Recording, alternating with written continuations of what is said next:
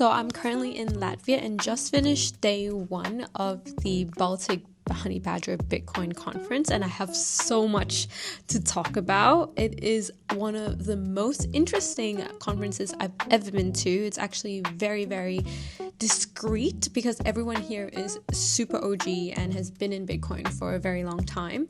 I will show you a few clips from the conference and what it looks like. We are on the way. So I just got dropped off and now looking for the location. Oh, I think it's that building. Oh.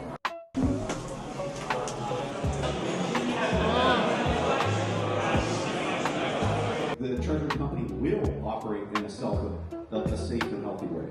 Lending your Bitcoin. If we can get Max onto the stage, Max Kai, please.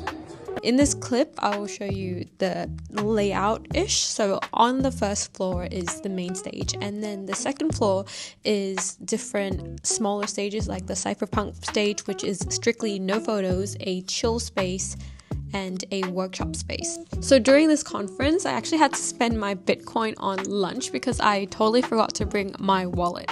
So this is me trying to buy tacos with Bitcoin, which was actually extremely easy because it is a Bitcoin conference. I actually don't have cash right now. I'm gonna try to buy a taco with Bitcoin.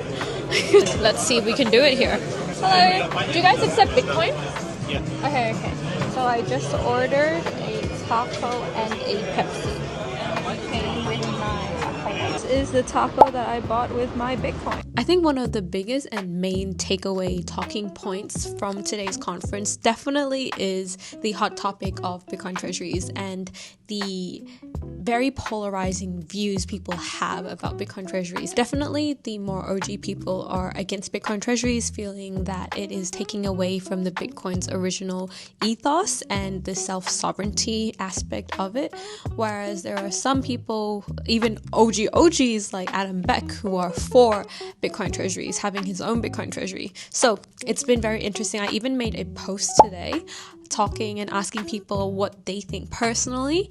I would say I hold majority of my portfolio in Bitcoin, 85 to 90%, with a little bit of room for Bitcoin derivatives such as Bitcoin treasuries. So I think it is really normal for people to want to look into other alternatives and invest in them. I wouldn't say to put everything you have in a Bitcoin treasury stock at all, because that would just be madness, but I think it's just normal and people can do whatever they want with their money.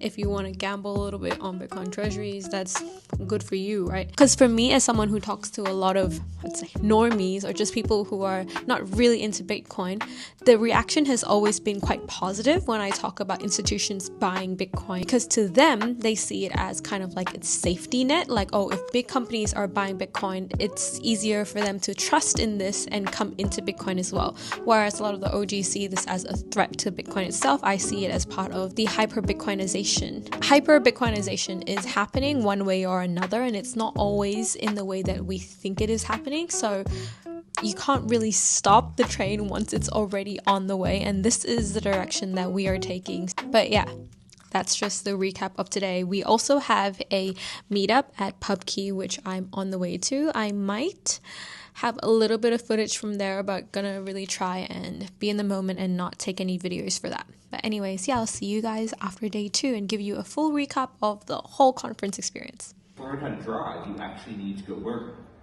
And that's just an accepted skill. Like every single person in this room nearly has probably learned how to go drive, and they probably spent the equivalent to 2-3 weeks worth of full-time work doing this ultimately. It's fine to say, yeah, this is a necessary life skill, you're just gonna have to learn it. Yeah, it's not necessarily easy or intuitive, but fuck you, if you want to be an adult, just do it. And yeah, in the future, maybe that will be part of self-custody of Bitcoin. And it'll probably be 3 days worth of work to learn for any reasonably intelligent adults. People like to take shortcuts, but we may end up in a future where that happens.